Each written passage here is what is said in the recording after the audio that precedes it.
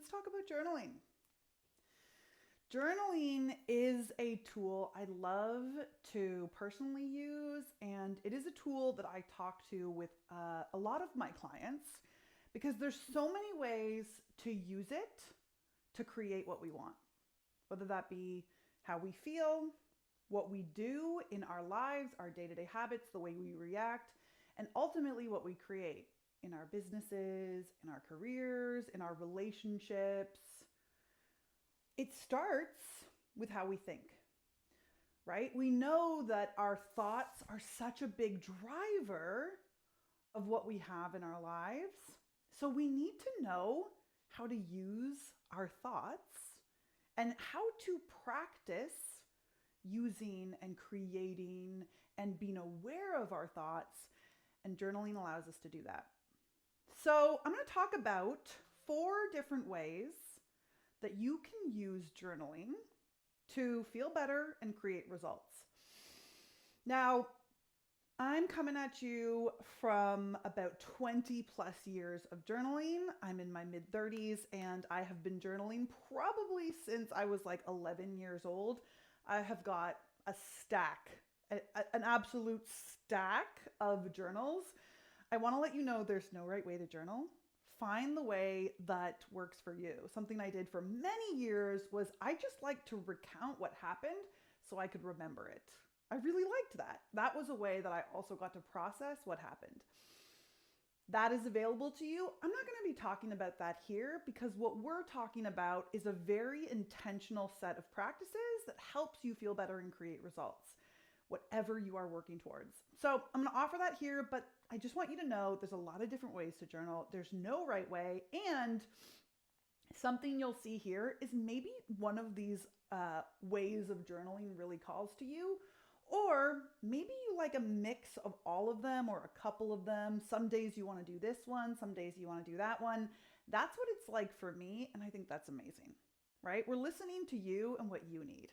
Okay, so let's dive in. Journaling to feel better and create results. One of the 4 ways. The first way is a brain dump. This is a very common one in the coach community. And what it is an opportunity to unload your brain, to take a piece of paper and pour out everything that's in there. Why do we do this? Why do we do a brain dump, also known as a thought download? We do it because we want to see what's in your head. I always use the example, it's really hard to clean a room when the lights are off. It's really hard to fix a problem or feel better when we don't even know what is creating the feelings. We don't even know why we feel the way we feel or what we're really thinking, right? We have so many thoughts. So it allows us to see what's in our head, also known as awareness, right? Also known as, oh, what's going on for me? What's amazing about this and brain dump in a specific way that I'm going to teach you is it also allows us ownership. When we can understand that the way we are feeling is because of something that's going on in our brain, something we're thinking, something we're experiencing, it gives power back to us, which is amazing because we get to be in control of our thoughts, and ultimately they are going to decide how we show up to an experience, how we feel about an experience. So when we get to take ownership, we actually get power. How to do the brain dump. Pour out all of your thoughts onto a piece of paper. Do not censor yourself. Do not try and figure out what is the right or acceptable thing to think. Just pour it out. You can have a separate journal for this, or you can just have a blank piece of paper. I do that mostly on a blank piece of paper where I just like let it rip, let it rip, let it rip. We need no judgment here, right? We can't let ourselves hold back because again, we're not going to be able to figure out what is going on for us when we are afraid of thinking the thoughts we are truly thinking. You cannot clean a dirty room with the lights off nearly as well as you can when the lights are on, right? Then, this is a part that a lot of people miss who do the brain dump. I think this is really important. When you write out all of your thoughts and everything that's in your head, sometimes that feels very overwhelming. We're like, oh my gosh, so much is wrong. It actually makes us freak out a little bit more. But this is the part we're missing. It's the part where we review and we go back and we reflect on the thoughts. Now, here's what I mean by that. I want you to review your thoughts one sentence at a time, if you can do this, if you have time, to say, I am thinking she doesn't like me, or whatever your thought is, right? So if you're looking at your page and it says, I'm a total failure, we might say, I am thinking I am a total failure. That is what I am thinking. I am believing in this moment that I am a total failure. Okay. It is not a fact that I am a total failure. What you're doing here, when you not just brain dump, which is an amazing thing for your brain to have as a just outlet on its own, if you do nothing of this last part, this is valuable because what it allows you to do is see that these are thoughts you're having, not necessarily reality. And that's so important because your brain thinks everything you're going to brain dump is the truth. So when you can slow down and go, whoa, I am thinking this thought. I am telling myself this thing. I am believing that. It's not a fact that. And you can go through your thoughts and reflect on them. You get space. You get space to see that that isn't necessarily the truth and that your brain is thinking that. That's not reality, right? Necessarily. It allows you some space. That is brain dump. Okay, let's talk about the second way to do it. Practice thinking. I love this way. Practice thinking is so that we can build belief. We want to believe new things about ourselves. We want to believe new things about what's possible. We want to believe, in other people and in greatness and in possibility and in opportunity. But our brain is negative leaning, and its job is to think the things it already thinks. We need space and time to practice what we want to believe. And so practice thinking, the purpose of it is to build belief. It's to step into who you want to become. If you are trying to imagine yourself as wildly successful in your industry, your brain needs practice believing that that's even possible. Believing that you could do that. Believing that you might be the one. Believing that you are skilled. But have you noticed it doesn't practice that on its own, right? You're not sitting around thinking like, here's why I'm the one and I'm really great and like, let me tell you 5 reasons why. This is where we do it. We do it on purpose. We practice thinking to build belief and become the person that we want to become by stepping in and practice thinking like her now, right? How do we do it? We are literally practicing thoughts. So if there is something you are trying to believe, this is where it goes. You practice thinking it. You write about it. You collect evidence for how it is already true. You collect evidence and proof, tangible, real circumstances, and just other thoughts and beliefs and anything that you can use to support this thinking that you are adopting. You stretch your mind. Your mind's like, you're not the one. You don't know. What do you know? And you push it. How am I the one? How am I capable? Right? I am capable because it is possible for me because it asks you to go beyond where your brain wants to go. And finally, you can ask, how is this true? So let's say you're trying to believe I am a leader in my industry, or I am capable of creating $100,000 a year job or business or whatever. How is this true? Allows your brain to go, okay, how could that be true? Well, I'm someone who never gives up, and I'm going to keep learning until I get it. And look what I was able to do in this industry. And it allows your brain to build and find evidence to practice your thinking. This is so big. This is so big because it allows you to practice stepping into who you want to be and bring it to you sooner. Notice how this builds belief, i.e. confidence, which helps you create results. Really big. Okay. Celebration. I love this one.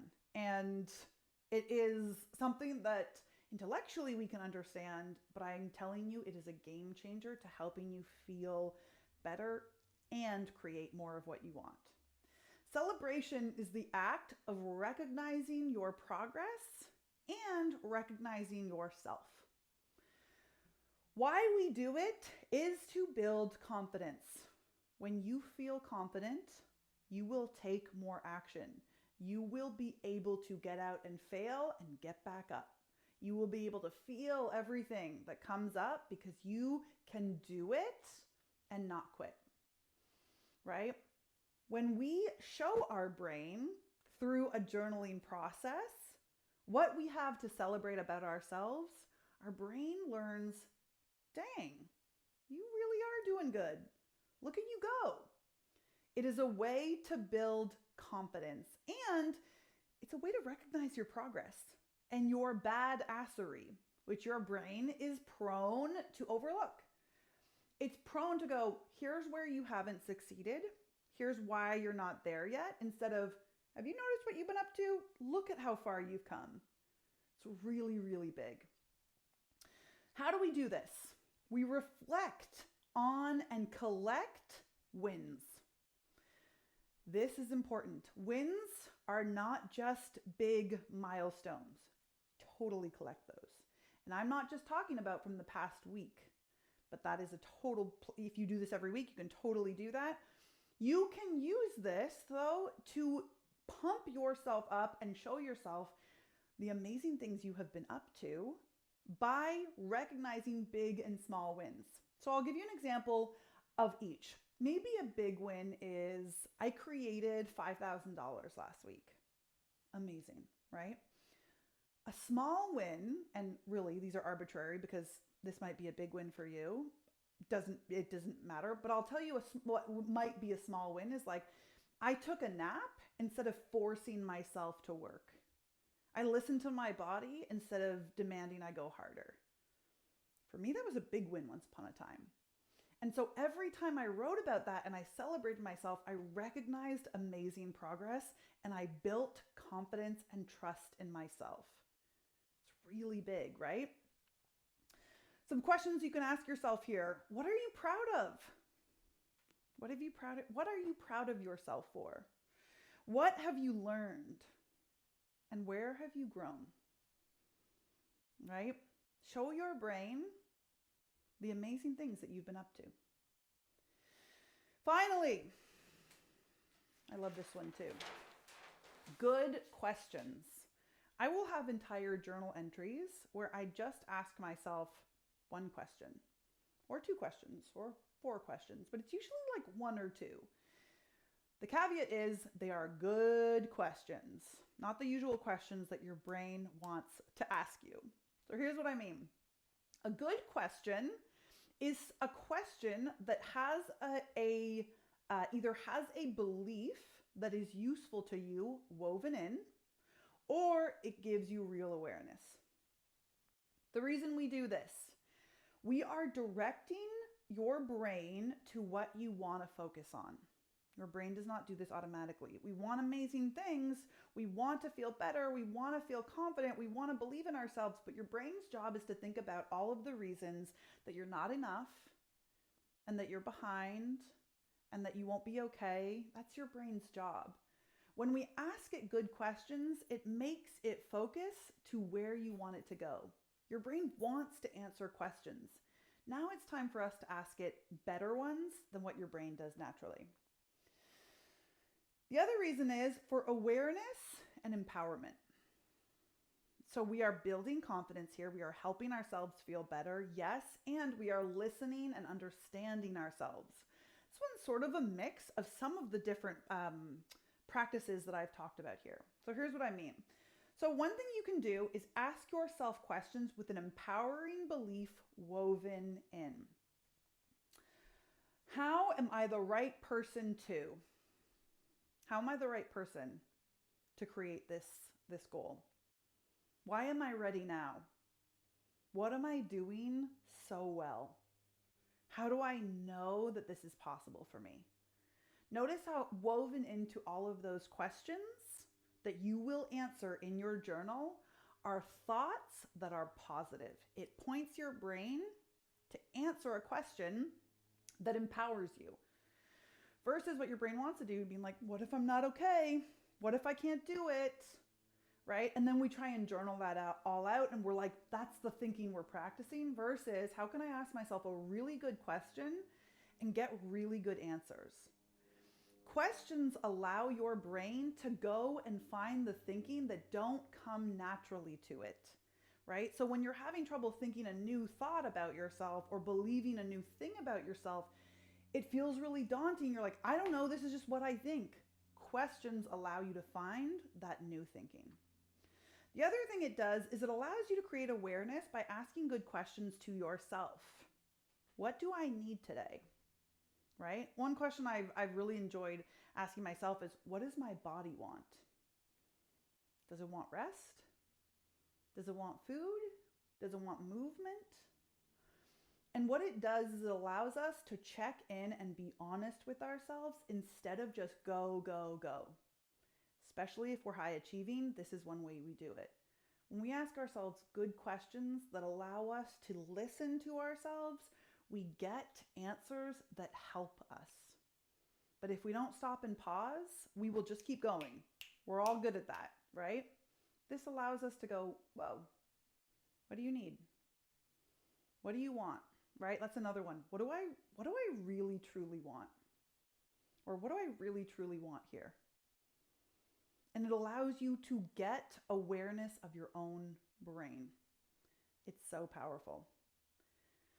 Okay, those are the 4 different ways you can journal. I'd love to hear which one you practice now, which one you think you're going to practice, which one do you love? Tell me about it. Happy journaling!